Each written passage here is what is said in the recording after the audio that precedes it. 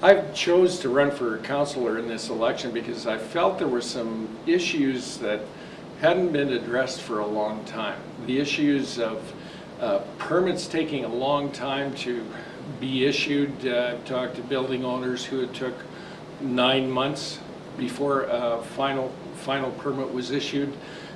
Meanwhile, interest was being paid on a substantial amount of funds while that permit was waiting to be granted. I've talked to people who their business is actually located out in Cypress County because they couldn't get through Municipal Planning Commission in a period of time. 9 months is a long time. And an opportunity came up in Cypress County, and that business is now located out there. Tax revenue is going to the county when it should have been in Medicine Hat. And so these are issues that need to be addressed, and these things are holding up employment in our city. You know, I want our young people to stay here, be employed. We need to direct our attention towards this issue immediately, and that's one of the reasons I'm running.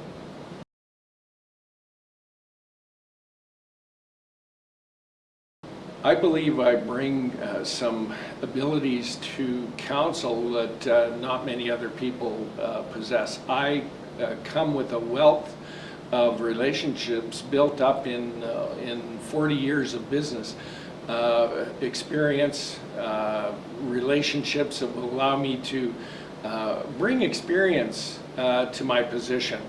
I'm a salesman, and I have the ability to present information and cause people to understand what it is I'm trying to convince them to either purchase or have us go forward together.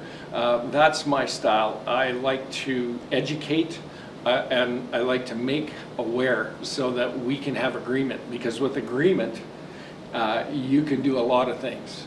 Without it, you have roadblocks.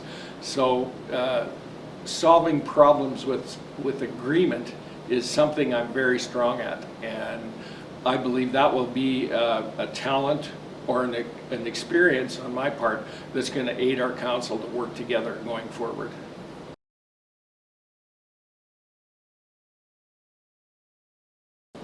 One of the things that I consider a major problem in this election is we need to address flood mitigation.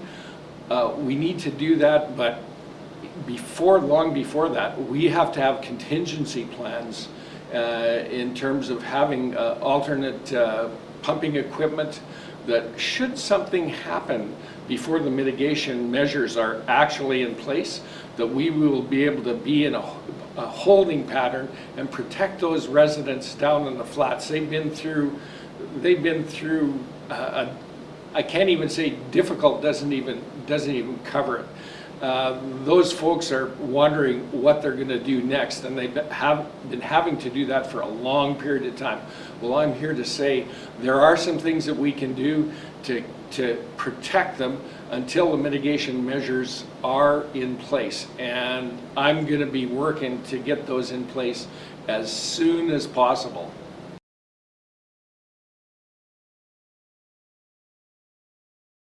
It's hard to say that I have one favorite memory growing up, but growing up right beside the river and right near the Trans-Canada Bridge, and having, we were greenhouse people, and my uncle was on one side of us, the other one was right across the road. My grandparents were there. I could go over and visit at any time. It's almost like we had our own acreages right in the city. And I could go and visit my grandma anytime I wanted. We could run down in the bushes and the trees, and it was a very carefree lifestyle, and not a lot of kids had that opportunity growing up. So I think I was very blessed to have had that opportunity.